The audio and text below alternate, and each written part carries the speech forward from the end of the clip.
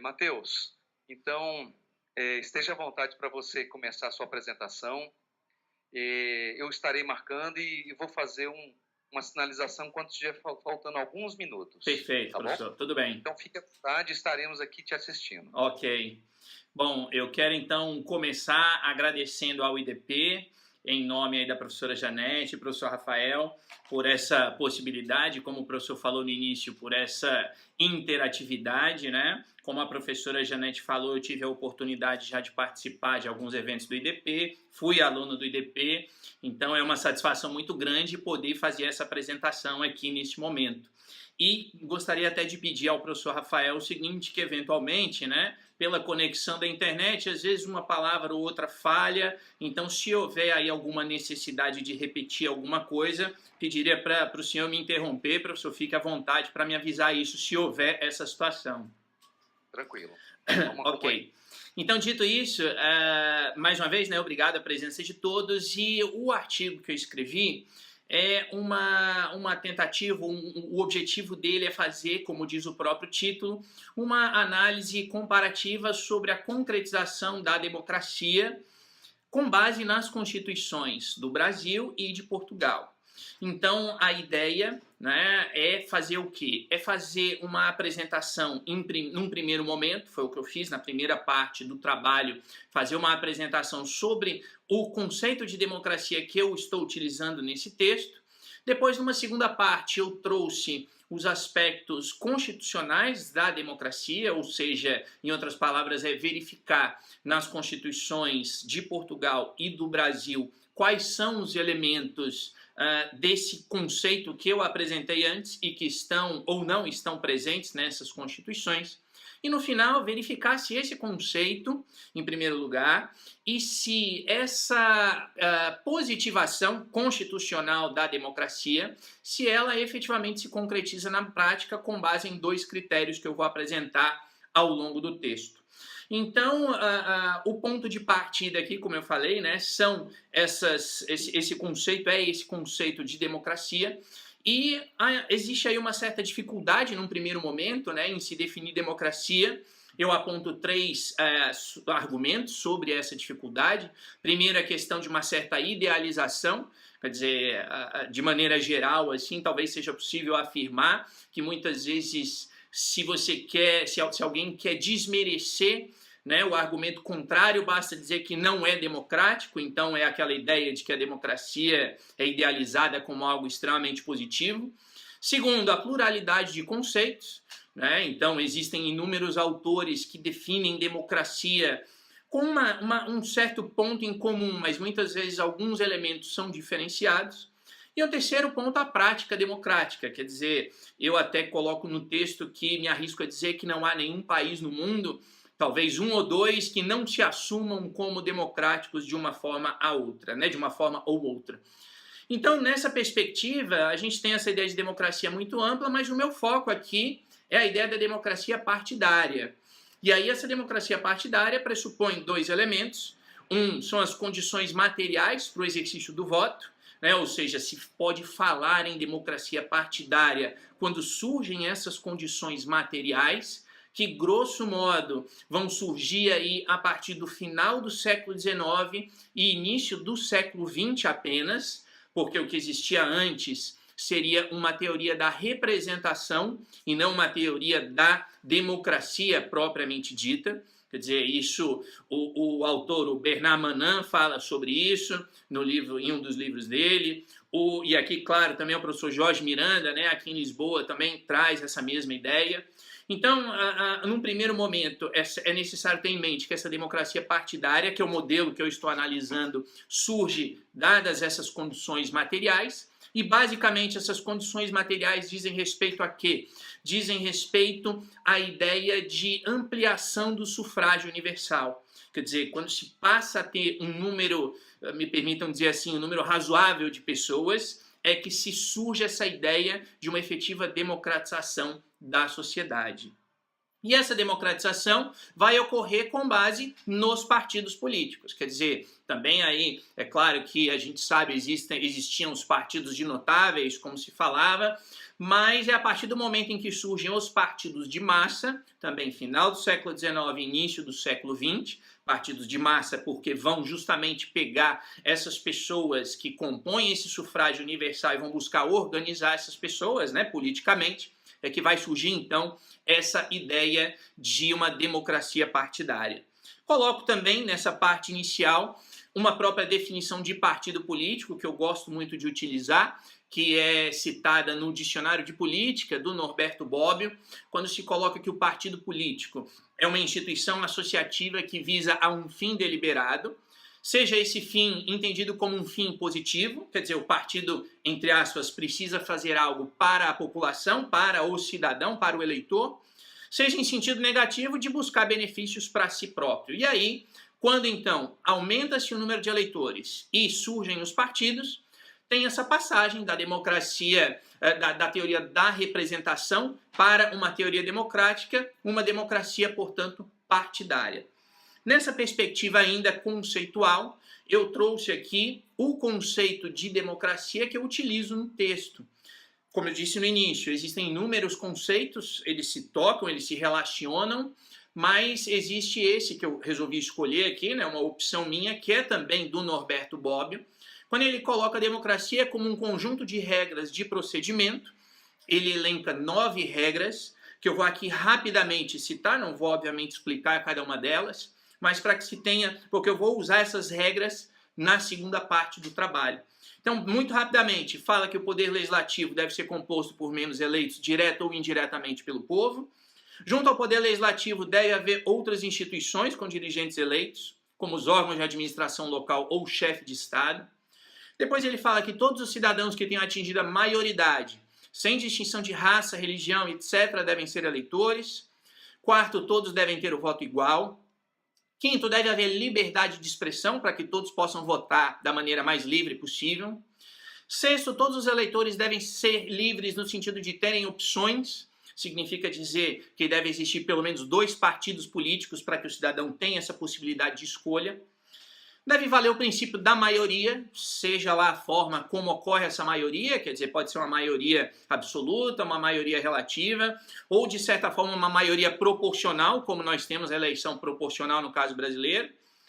Nenhuma decisão tomada pela maioria deve limitar os direitos da minoria e deve haver ali, o órgão de governo deve gozar da confiança do parlamento, no caso dos sistemas parlamentaristas. Então isso seria um conceito de democracia, mas no seu sentido um pouco formal, enquanto que no sentido material ou substancial, quer dizer, aí entra em relação ou diz respeito ao conteúdo dessas normas jurídicas, e esse conteúdo então estaria ligado à concretização, né, da igualdade, seja uma igualdade jurídica, social ou econômica entre os cidadãos. Então essa seria a primeira parte do trabalho. Depois eu chego na segunda parte, e aqui a segunda parte, ela é, digamos assim, entre aspas, é claro, me permitam dizer assim, um pouco mais técnica, em que, na verdade, o que eu fiz nessa segunda parte? Eu peguei os artigos da Constituição de Portugal e os artigos da Constituição do Brasil, que positivam, como eu disse no início, essas 9 regras elencadas pelo Bobbio. Quer dizer, o meu objetivo é saber se aquele aspecto teórico, que são essas regras, né, esse conjunto de normas de procedimento, como o Bobbio diz, estão ou não presentes na Constituição. Então eu fiz uma análise, trouxe aqui também, para não ficar muito longo, é claro, no texto eu entro em detalhes, né, muito mais aprofundadamente, mas para que os senhores possam ver aí em alguns casos, especialmente na Constituição Portuguesa, não sei se é de conhecimento de todos os senhores aí, mas logo no artigo 1º se fala sobre a vontade popular e a dignidade humana. Depois no artigo 2º, Constituição Portuguesa traz a ideia do Estado de Direito Democrático, como eles chamam aqui, né, eles invertem, fundado na soberania popular, com pluralismo de expressão, por meio da efetivação dos direitos e liberdades fundamentais. Depois, no artigo 9º, a linha C, eles defendem a ideia de democracia política, incentivando e assegurando a participação democrática dos cidadãos na resolução dos problemas nacionais. Depois, o artigo 10 é muito importante, porque o número 1 traz que o povo exerce o poder político através do sufrágio, né, universal, igual, direto, etc., E o número 2, que os partidos concorrem para a organização e para a expressão da vontade popular. O artigo 37 traz liberdade de expressão, o artigo 49 traz o direito, dever de sufrágio, eu quero aqui chamar a atenção para isso, porque a Constituição portuguesa é explícita em dizer que o sufrágio é um direito, mas também é um dever, e isso vai ser importante para um argumento que eu vou trazer logo em seguida.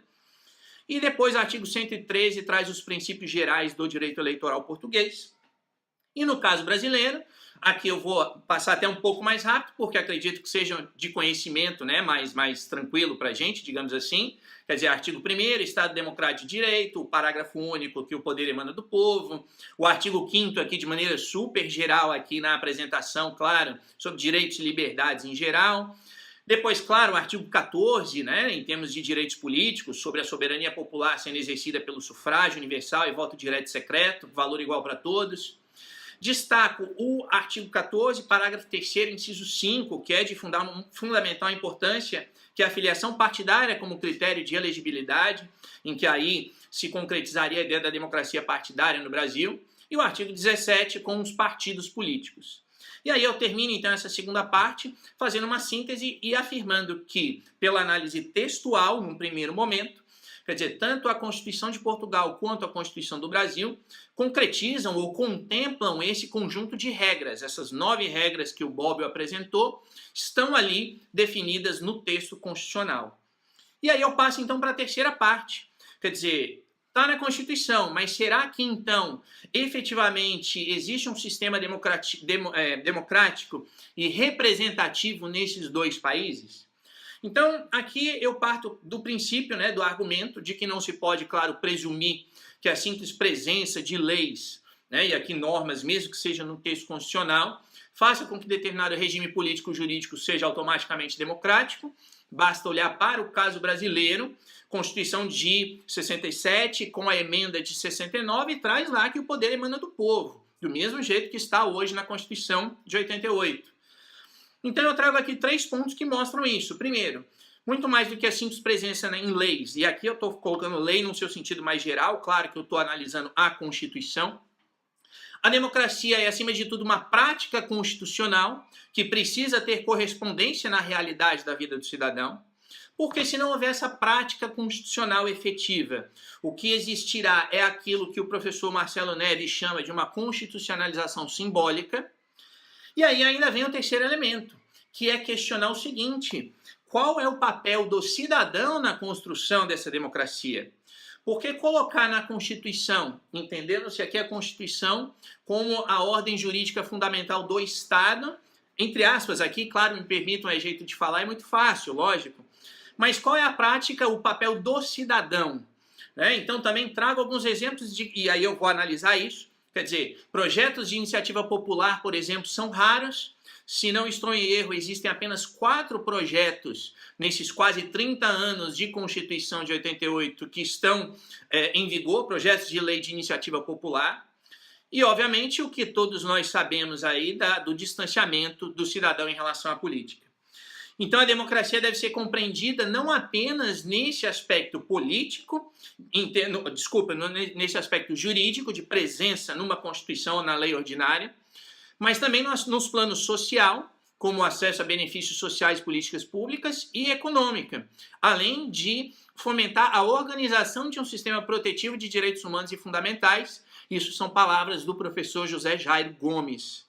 E aí eu trago, então, né, para te orientar, Matheus, para você encaminhar para a finalização. Sim. Tá bom? É o que eu ia falar agora, já indo em direção ao final, né, os 2 pontos, que são os pontos aí que eu mostro em que efetivamente não ocorre essa democracia na realidade, é a falta de democracia interna nos partidos políticos e o desinteresse do cidadão pela participação tradicional, e eu aqui me arrisco a dizer uma participação política em geral, né, no seu sentido em geral institucionalizado.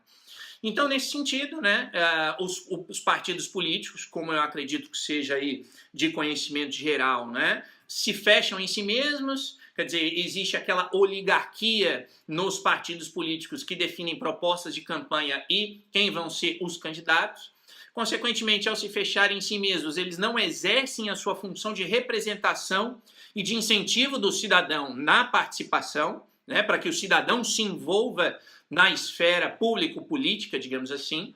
E aí, obviamente, gera, por outro lado, a apatia política do cidadão, que leva à volatilidade eleitoral, né, leva à falta de confiança dos cidadãos nos partidos políticos, e aí eu trago no texto algumas estatísticas, algumas pesquisas que mostram essa falta de confiança em Portugal e no Brasil.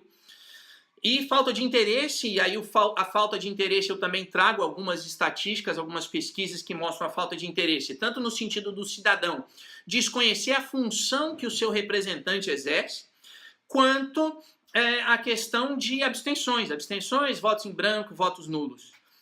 Então, e aí eu fecho aqui, quer dizer, a gente tem um arcabouço jurídico. Também, mais uma vez, eu peço imensas desculpas por usar esse linguajar um pouco mais comum, entre aspas, mas um arcabouço jurídico muito bonito nas duas constituições, mas quando a gente vai para a concretização, a gente percebe que não é assim, não há uma efetiva representação do cidadão pela questão dos partidos e da apatia dos cidadãos, e, consequentemente, a gente tem aí o enfraquecimento da democracia, que é algo que, ao meu ver, a gente tem visto cada vez mais, não só no Brasil, como aqui em Portugal. Então é isso, eu agradeço aí pela atenção, esse é o meu trabalho e, obviamente, estou aqui aberto aí a críticas, sugestões, comentários para o nosso debate. Obrigado.